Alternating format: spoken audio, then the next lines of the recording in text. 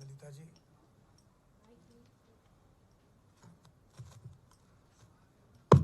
हाँ यस, आ गया।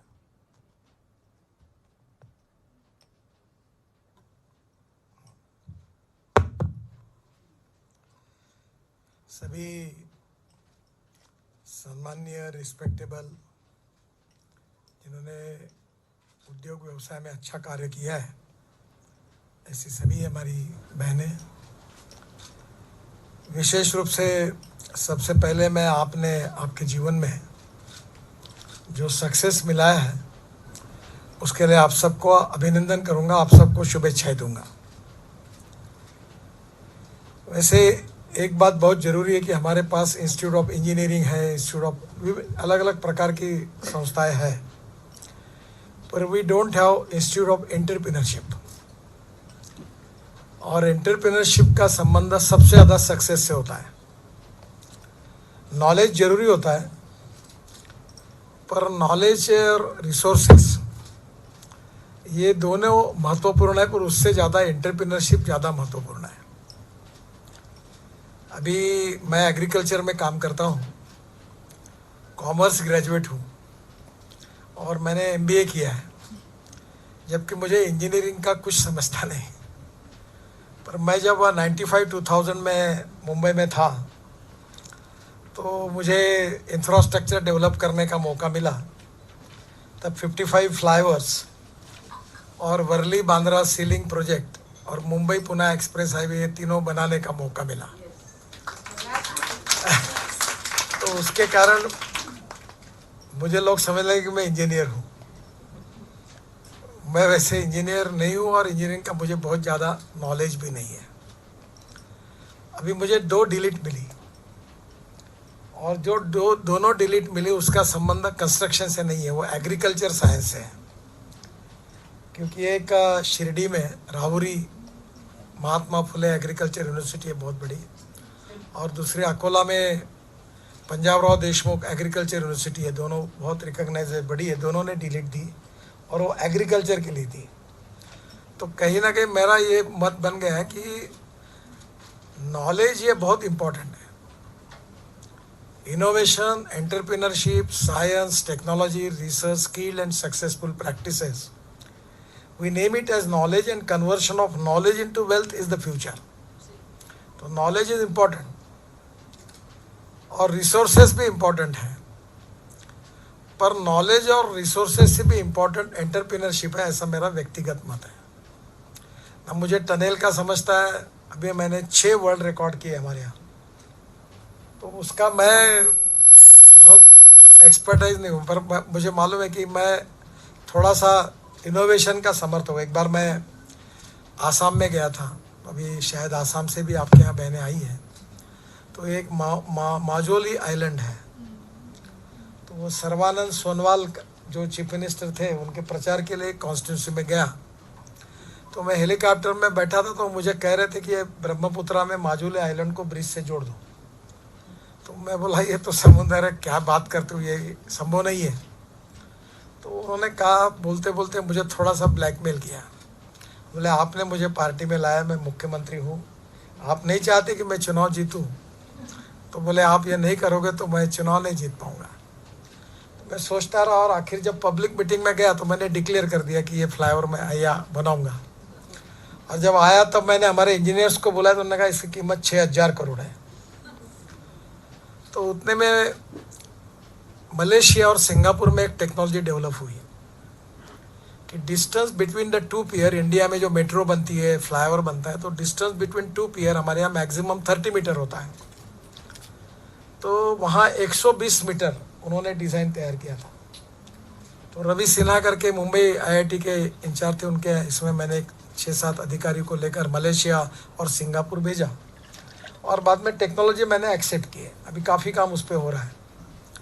तो ये जब बात मैंने उनको कहा, हमारे ऑफिसर्स को, कि ये 6000 करोड़ तो मुश्किल है, तो ये इसमें आप करो, तो बोले संभव नहीं। तो मैंने बोला ऐसा कैसे संभव नहीं, मैं बोल रहा हूँ होना चाहिए। और जब ये स्पेसिफिकेशन पर हमने टेंडर निकाला, आप बिलीव नहीं करोगे, 680 करोड़ रुपए में काम हुआ और वो अब चल रहा है। आप कारगिल के नीचे एक झोजिला टनल है, तो ये दिल्ली में एक एसोसिएम करके एक संस्था है, तो ये टनल का 4 बार टेंडर निकला और इसकी 7,000-8,000 करोड़ से 12,000 करोड़ कॉस्ट हो गई। और ये टनल सबसे एशिया में सबसे लंबा टनल है। मैं ज़रूर आपको कहूँगा कि आप लद्दाख, लेह और झोजिला जाइए, वहाँ झेड़मोर टनल भी हमने बनाई है। कारगिल के नीचे जो अपना ये है ना, बाबा अमरनाथ की यात्रा होती है, तो वहीं से ऊपर जाना पड़ता है। और कारगिल तो आपको पता ही है, जहाँ पाकिस्तान से वॉर हुई थी, तो वहाँ ये टनल बन रही है। तो 12,000 करोड़ कीमत थी। तो मैं बहुत सोचा कि ये इतनी कीमत क्यों बढ़ती है, क्या करेंगे। तो फिर मैंने वर्ल्ड के टेक्नोलॉजी और एक्सपर्ट को बुलाया और एसोसिएम को स्पॉन्सरशिप दी और हमने 3 दिन वर्कशॉप हुआ। और मैंने उनको कहा कि क्वालिटी ऑफ कंस्ट्रक्शन के साथ कॉम्प्रोमाइज़ नहीं करना है, पर कॉस्ट ऑफ कंस्ट्रक्शन को कम करना है। और हमने वो टेंडर निकाला, अभी उसका 40% काम पूरा हुआ है। आपको ताज्जुब होगा कि जो 12,000 करोड़ की टनल थी, एस्टिमेटेड कॉस्ट थी, वो टनल 5,600 करोड़ में हुई और 5,000 करोड़ बच गए।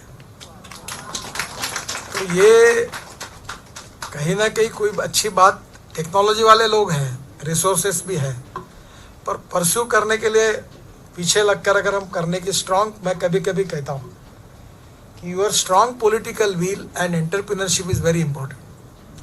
If there is a will, there is a way, and if there is no will, there is only survey, discussion, seminar, committee, sub committee and research group.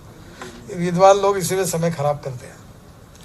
तो गो गेटर में कभी कभी निर्णय करना पड़ता है।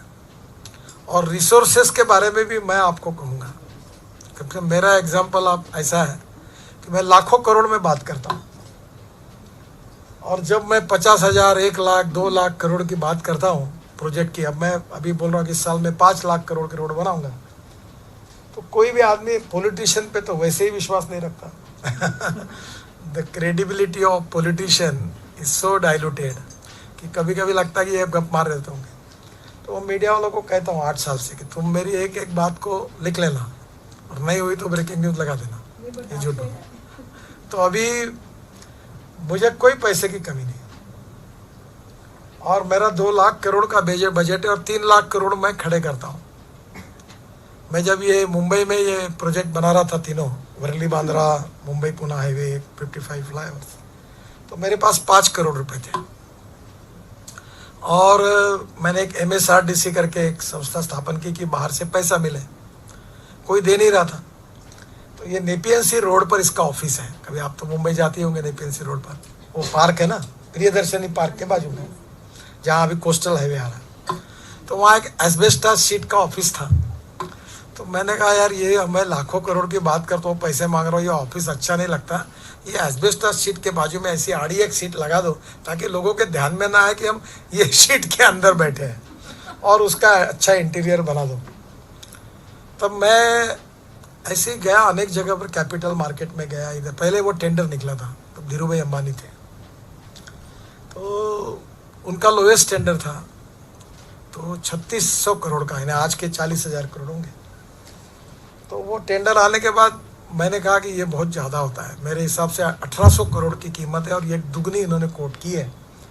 तो मैंने कहा ये मैं इनको नहीं दूंगा।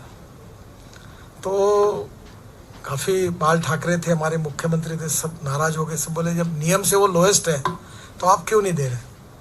बोला आपको देना है तो दो, I am not going to sign on the file, क्योंकि मुझे लगता है कि 1800 करोड़ में होगा।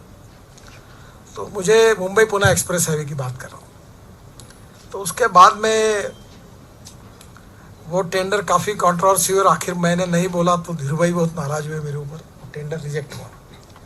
और फिर मैंने MSRDC की स्थापना की, और वो काम बहुत अच्छा है। उसका अभी सिम्बोसिस यूनिवर्सिटी में है, success story of Mumbai Pune express highway करके MBA के लिए उसका सब्जेक्ट भी है। तो हमने वो PMC बनाई 8, और उन्हीं को टोटल प्रोजेक्ट का जितना था उसके कॉस्ट में 2.5% 3% दिया, और एवरीथिंग एक्सक्लूसिव लाइसेंस से लेकर लैंड एक्विजिशन तक सब काम उनको दिया, डिजाइनिंग तक। और ये शाहपुर जी, पालम जी, L&T, हिंदुस्तान कंस्ट्रक्शन, बड़े बड़े लोग काम कर रहे थे। और आपको ताज्जुब होगा कि ये प्रोजेक्ट 1650 करोड़ में पूरा हुआ, तो वो 2000 करोड़ से ज़्यादा बच गए।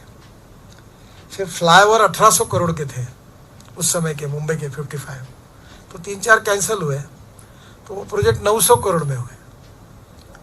तो ये to save money is to earn money, और इसमें कोई टेक्नोलॉजी बहुत है।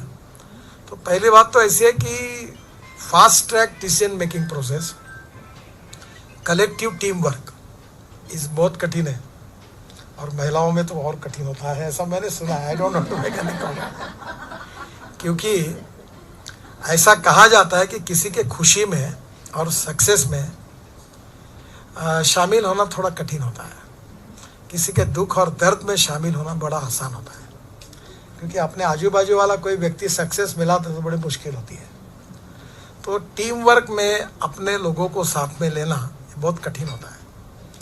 तो मैं अपने मैनेजमेंट में इस बात को पालन करता हूँ कि मैं छोटे से छोटे आदमी से मेरी रिलेशनशिप रही, चाहे वो कॉन्ट्रैक्टर रहे चाहे अधिकारी रहे। तो मैं रात को 1-1 बजे जाता था, तो मैं उनसे मिलता था। तो एक जगह उस समय मोबाइल फ़ोन आया नया नया, तो मैंने अपने इंजीनियर को कहा कि भाई मोबाइल फ़ोन तो जंगल में काम कर रहे हैं, वो लोनावाड़ा खंडाला में।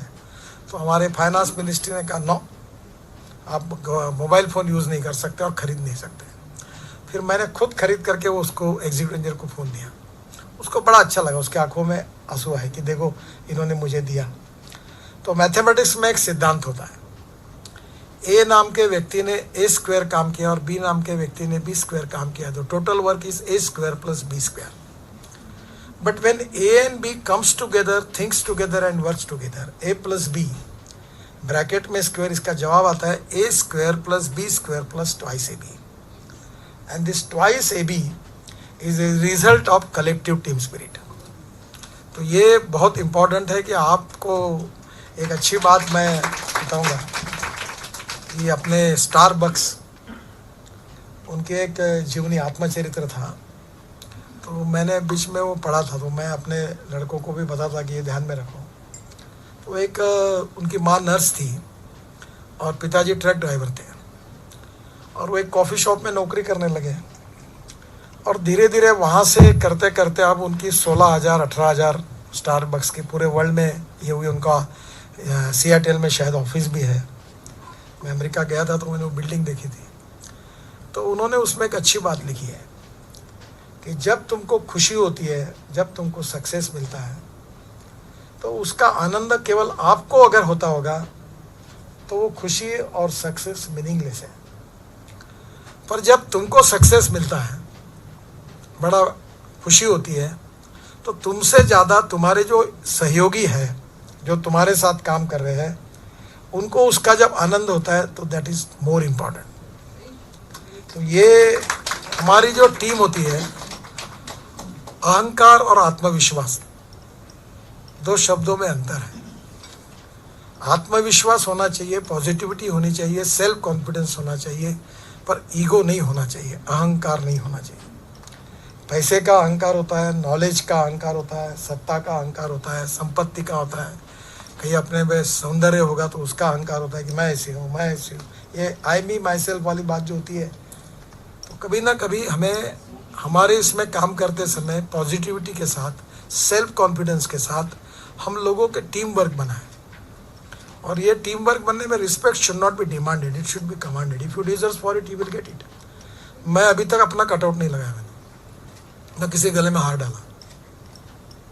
मेरी माँ न एमएलए थी, न पिता एमपी थे। मैं कभी दिल्ली आता था, मैं भाई आदत ही नहीं मुझे, मैंने लता मंगेशकर और अटल बिहारी वाजपेयी दोनों के लिए अपने जेब से पैसा खरीदी करके मैंने हार खरीदी किया था। और अभी भी कटआउट मैं अपने अभी चुनाव में लगते, इस बार तो मैंने तय किया कि नो कटआउट, देना है तो वोट दो, नहीं तो मत दो।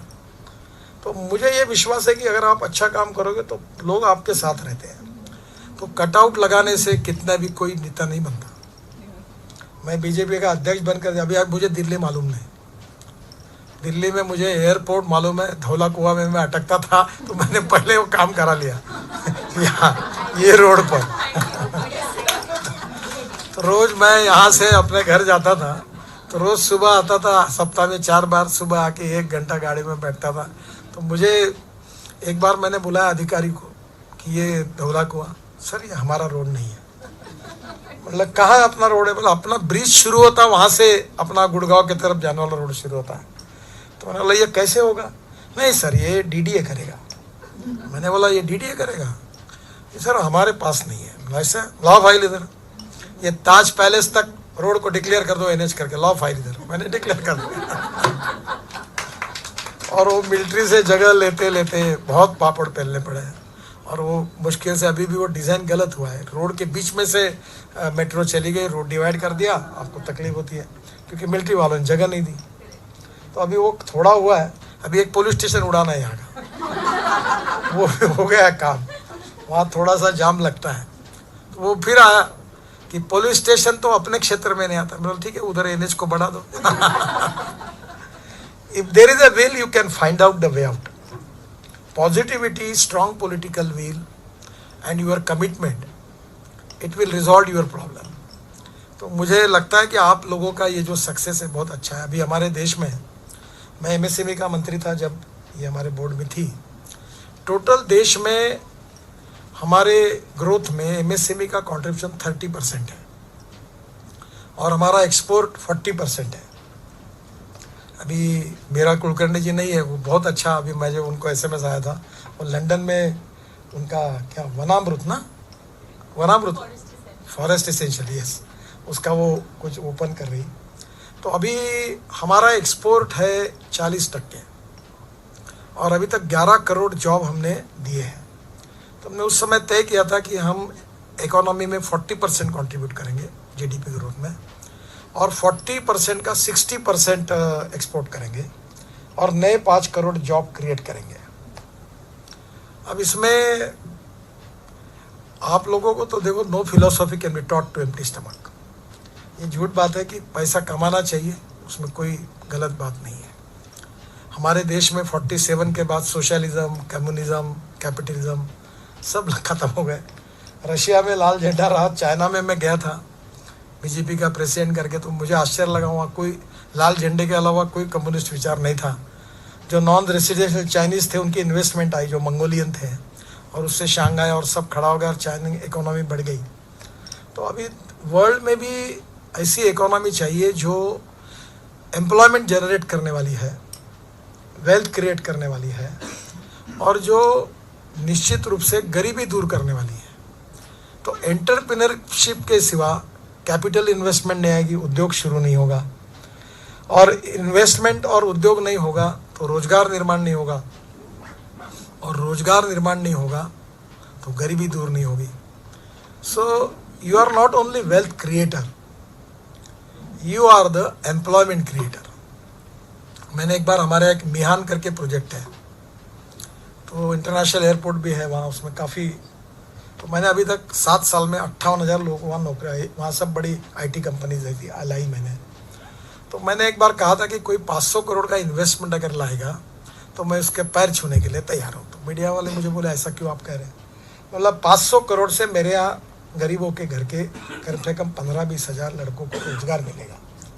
To create employment is the highest priority. तो सबसे पहली बात है कि आप ज़रूर पैसा कमाइए, पर पैसा कमाने के साथ 3 बातें बहुत ज़रूरी है। बिकॉज पैसा जीवन का साधन है, साध्य नहीं बनना चाहिए। पैसे से सब खरीदे किया नहीं जा सकता, पर पैसा आवश्यक भी है। तो social consciousness, social responsibility and social awareness is equally important. जैसे एक कवि ने बहुत अच्छा कहा है कि वही मनुष्य है कि जो मनुष्य के लिए मरे, यही पशु प्रवृत्ति है कि आप ही चरे, वही मनुष्य है कि जो मनुष्य के लिए मरे। और मेरी माँ मुझे अक्सर कहती थी, मैं पॉलिटिशियन नहीं हूँ, I am a social worker और सोशल एंटरप्रेन्योर हूँ, और मैं भी आपके जैसे बहुत काम करता हूँ, और मेरे सोशल वर्क का टर्नओवर 1500 करोड़ है। तो मैं ये फार्मर्स सुसाइड्स होती वहाँ करता हूँ। अभी महिलाओं के लिए मैं अभी आज लाया नहीं, मैंने वो वेस्ट से गालीचे बनाए। 12,000 महिलाओं को मुझे ट्रेन करना है, 1200 महिलाओं को ट्रेन किया, वो 12,000 रुपये महीना कमाती है। अभी एक सेंटर है, अभी 3 सेंटर खोल रहा हूँ, उसका एक्सपोर्ट होता है। और मैं जब बताता हूँ कि इसकी कीमत क्या है, तो लोग बोलते कि ये 4,000 का है, 5,000 का है। वो बनता है 400 में और बेचते हैं 500 रुपये में, और उसका अच्छा मार्केट है। फिर हमारे मैं हैंडलूम हैंडीक्राफ्ट्स में काफ़ी जगह काम करता हूँ, बाम्बू में वगैरह।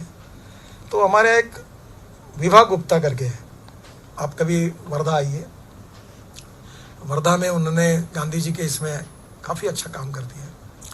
उन्होंने ऑर्गेनिक साड़ी बनाई है, यानी कपास ऑर्गेनिक, सूत सोलर पर, और उसका प्रिंट जो है वो फ्रूट्स और वेजिटेबल का है और पत्ते लगाकर। इतनी सुंदर साड़ी और इतना सुंदर कॉटन है। अब मैं उनसे हर बार साड़ियाँ खरीदता हूँ, और मेरा कोई सेलिब्रिटी महिला आती है तो मैं सबको देता हूँ। अभी शोभा भरतिया जी को एक बार मेरे आई थी तो मैंने उनको दी साड़ी, तो उन्होंने मुझे कहा इतनी अच्छी और एक नहीं दूँगी, 2 देता हूँ। तो प्रीति जिंटा, हेमा मालिनी, श्रुति, मुझे सब लोग बोल बोल के बोलते कि वो साड़ी चाहिए। हमारे एक इसकी भी होती है, कोसे की भी होती है। अब इसमें डिज़ाइनिंग से वैल्यू एडिशन होता है। तो बेसिकली 3 बातें इम्पॉर्टेंट है जो ऑलरेडी है। एक, 101% गुड क्वालिटी, क्वालिटी के साथ कॉम्प्रोमाइज़ मत करो। अगर तुमने शॉर्टकट मारा तो शॉर्टकट कट यू शॉर्ट, तो ये कभी नहीं करना। चाहे लेना वाला ले, नहीं तो पर क्वालिटी के साथ कॉम्प्रोमाइज़ मत करो। Second important thing is delivery on time, punctuality, जो इंटरनेशनल मार्केट में बहुत इंपॉर्टेंट है। हमारे यहाँ बचपन में एक टेलर के पास कपड़े सिलाते थे, वो हमको 4-4 बार बुलाता था और हम हैरान होते थे। फिर 5वें बार कहते थे यार कपड़े भी नहीं होना तेरे नए, और छोड़ दे, दिवाली भी निकल गई, हमको नहीं होना। तो कभी कभी रुला के लोग देते। तो आप पंक्चुअलिटी रखिए बिजनेस में, पेमेंट की, परचेसिंग की और डिलीवरी की। तो delivery on time and punctuality is important. And third is packaging. जमाना पैकेजिंग का है। तुम्हारी क्वालिटी कितनी अच्छी है इससे केवल काम नहीं होगा, तुम्हारी क्वालिटी भी अच्छी हो, 101% good quality with good packaging, उसके सिवा मार्केट नहीं होगा। तो मुझे लगता है कि ये बहुत अच्छी चीज़ है कि ये, क्योंकि मुझे थोड़ा बहुत है कि मैं तो आजकल बिजनेस नहीं करता। हमारी शुगर मिल है 3, सब लॉस मेकिंग होती है, क्योंकि वो फार्मर सुसाइड्स होता था। तो मैंने व्यवहार और इमोशंस इसमें गलती की और मैंने शुगर मिल को ले लिया। अब वो शुगर मिल करते करते बहुत लॉस मेकिंग है हर साल। अभी मैं वही कार्यक्रम में आया था, तो मैं इथेनॉल की, बायोफ्यूल, अल्टरनेटिव फ्यूल, हाइड्रोजन की कार, तो वैसे भी मेरी पैशन है, मैं इसके लिए काम करती, इलेक्ट्रिक कार, बसेस, अब रोपवे, केबल कार, फेनिकुलर रेलवे, तो मैं वो अल्टरनेटिव फ्यूल में काम करते रहता हूँ। तो मैंने वो मुश्किल आया तो मुझे ध्यान में आया कि ये बहुत गड़बड़ है, तो मैंने शुगर से डिटर्जेंट बनाया। मैंने नहीं बनाया, हमारे यहाँ इंस्टीट्यूट ऑफ टेक्नोलॉजी थे, उन्होंने बनाया। अब वो उन्होंने ये हेयर वॉश, फेस वॉश वो भी बनाया। और फिर मैंने बोला कि अब शुगर इतनी सरप्लस होती है, इतना लॉस होता है, तो शुगर को वैल्यूएडिशन करके हम ये बनाएं। तो सब बना, अभी इतना अच्छा मार्केट मिला कि we are in the world, हम एक ही ये बनाने वाले। तो वो पूरा लॉन्ड्री डिटर्जेंट और सब और शुगर मॉलिक्यूल से बनाया। तो नेचुरली भी एक्सपोर्ट भी होता है बहुत काफ़ी, तो उससे शुगर से रिलीफ मिला। तो क्या है कि कभी कभी मेन प्रोडक्ट से कमाई नहीं होती, बाय प्रोडक्ट से होती है। अभी हमारे यहाँ स्पेंट वॉश निकलता है डिस्टिलरी में, तो डिस्टिलरी में स्पेंट वॉश निकलता, टेक्नोलॉजी है, उससे पोटैश निकलता है। तो स्पेंट वॉश हजार्डस मटेरियल है, वो बॉयलर में जलाने का काम करते थे। तो अभी उससे पोटैश निकला, तो पोटैश अब 34 रुपये किलो है, क्योंकि हम पूरा इंडिया पोटैश इंपोर्ट करता है। तो कहीं ना कहीं technology is very important. Technology में 4 बातों के बारे में मैं, वैसे आप तो एक्सपर्ट ही है। एक, proven technology. Second important thing is economic viability. Third is availability of raw material. And fourth is marketability. अगर टेक्नोलॉजी बहुत अच्छी है और उसके साथ मार्केट में कॉस्ट ही मैच नहीं होती, तो मतलब क्या है बनाने में।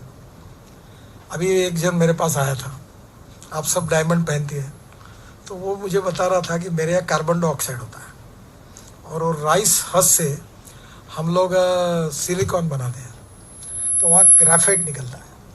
Now the technology is available कि जो सेम डायमंड आपने पहना है, वैसे के वैसे सेम डायमंड उसी क्वालिटी का ये कार्बन डाइऑक्साइड से और ग्राफाइट से वो बनाते हैं और उसकी कॉस्ट है कम। तो पहले लोगों में ये था कि ये ओरिजिनल डायमंड नहीं है ऐसा, पर जब टेस्टिंग किए कि तो होता है। अब डायमंड इंडस्ट्री बहुत बड़ी है, तो ये जो carbon dioxide is a waste material, तो पहला मैंने जैसे नॉलेज टू वेल्थ कहा, वैसा the second philosophy is no one is waste and no material is waste.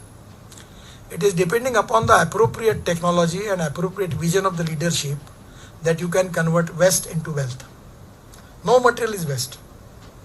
और आप इसलिए आपके टेक्नोलॉजी का उपयोग करके वेस्ट टू वेल्थ, अभी बाम्बू से कपड़े बने, मैं एक फैशन शो में, मैं बाम्बू में बहुत काम करता हूँ, बाम्बू से अचार बना है, अब बाम्बू से कपड़े बने हैं, बाम्बू से फर्नीचर बना है, काफ़ी अभी टाटा ने सपोर्ट किया हुआ है हमारे यहाँ.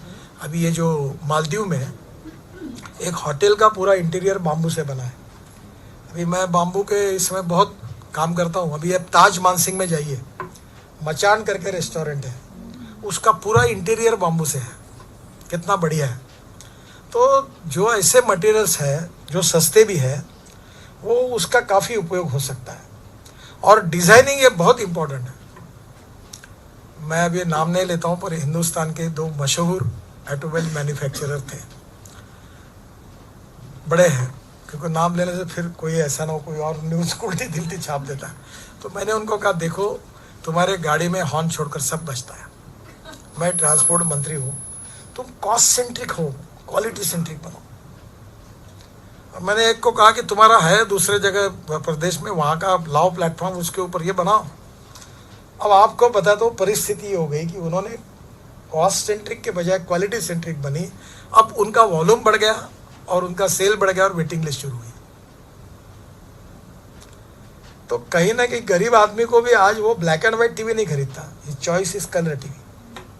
हर आदमी को क्वालिटी चाहिए, फूड में भी क्वालिटी चाहिए, रेस्टोरेंट में क्वालिटी चाहिए. तो आज आप जो कुछ काम करोगे उसमें कॉस्ट का विचार तो करना ही है, पर क्वालिटी का पहले करना है, तो ये सक्सेस स्टोरी बनेगी.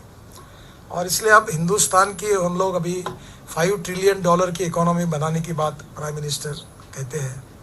और अभी water, power, transport and communication बहुत इंफ्रास्ट्रक्चर बना रहे हैं. पोर्ट्स में था, वाटरवेज बना है. टूरिज़्म बहुत इम्पोर्टेंट है. आपको एक मेरे अनुभव बताता हूँ. मैंने अभी नागपुर में एक फाउंटेन बनाया, अभी आज शो चल रहा है वहाँ. तो वो फाउंटेन कभी आप यूट्यूब पर आया है वो, तो फाउंटेन वर्ल्ड का पहला है कि जो फ्लोटिंग प्लेटफॉर्म पर सबसे ऊंचा है, एक लेक में बना है, फुटाड़ा लेक में, और वो म्यूजिकल फाउंटेन है. उसकी कमेंट्री अंग्रेजी में अमिताभ बच्चन जी की है, हिंदी गुलजार साहब की है, और मराठी नाना पाटेकर की है. उसका संगीत AR रहमान का है. और वो पूरा बना है कि रेवती करके फिल्म एक्ट्रेस है, तमिल और तेलुगु पिक्चर में, उसको मैंने कहा बहुत होशियार है वो करती है. और 5 ऑस्कर विजेता उस पर काम कर रहे हैं. आर्किटेक्ट फ्रेंच है, पंप लाए टर्की से, क्योंकि मैं भी थोड़ा क्वालिटी के बारे में इंटरेस्टेड था. अब जो बना तो अभी आधा ही बना है, अब मुझे उसको पावर लगने लगी. तो मुझे पावर लगने लगी तो क्या करना, अब इतनी पावर, वो फाउंटेन बहुत ही असामान्य है. 4000 लोगों की गैलरी है, उसके बाजू में मैंने 11 मंजिली बिल्डिंग बन रही, 4 मंजिले बन गए, पैसा खत्म हो गया. तो 1100 गाड़ियों का ऑटोमेटिक पार्किंग है, और तीसरे मंजिले से 33,000 फुट का फूड मॉल है. और मेरा आग्रह है कि फुटपाथ पर जो रेट मिलेगा उसी रेट में यहाँ मिलेगा. और 10वें मंजिले पर 4 मल्टीप्लेक्स है, और 11वें मंजिले पर रिवॉल्विंग रेस्टोरेंट है. और बाजू में एक गार्डन मैं बना रहा हूँ, उसमें मैंने, मेरे और मेरे मित्र ने 950 कमल की जाति इकट्ठा की है. और वो नर्सरी को मैंने 50 लाख रुपए मेरे MP फंड से दिया. और बाजू में एक बड़ा गार्डन है 150 हेक्टेयर में, उसमें मैं, आप भी गए होंगे कनाडा, वैनकोर गई होंगी, बूचर्ड गार्डन देखा होगा. तो मुझे बूचर्ड गार्डन से अच्छा गार्डन बनाने का है. तो 5,500 गुलाब की जातियाँ हमने इकट्ठा की है. और अब वो पावर का प्रॉब्लम आया, तो फिर मैंने कहा क्या करना. तो मैंने कहा अभी वो इतना बड़ा पावर लग रही, तो मैंने एक सब्सिडी स्कीम में कहा कि 1 मेगावाट का हम रूफ टॉप पावर का डाल देंगे, सोलर का, तो पानी के बीच में डालेंगे. तो फिर मैंने कहा एक काम करो कि रूफ टॉप सोलर होगा, नीचे में फ्लोटिंग प्लेटफॉर्म होगा. आजकल रिलायंस ने वो प्लास्टिक में फ्लोटिंग प्लेटफॉर्म बना दिया, वो लगा देंगे. और 80,000 स्क्वायर फुट का रेस्टोरेंट होगा, और लोग बोट से वहाँ जाएंगे और रेस्टोरेंट में खाएंगे, तो उससे वायबिलिटी आएगी, पैसा मिलेगा. तो अभी 4 मंजिले होना, मेरे पास पैसे नहीं थे. मैं वो सब बोले अब क्या करना, लाओ मैंने इसका पीपीपी मोड में डाल दो, जो 6 मंजिले बनाएगा वो कितने साल तक उसको यूज़ करने का अधिकार देंगे, बाद में वापस कर देगा, तो हमारा वो भी हो गया। तो पैसे की कोई कमी नहीं होती, you can find out the way out. और नागपुर में है, आप जरूर आइए।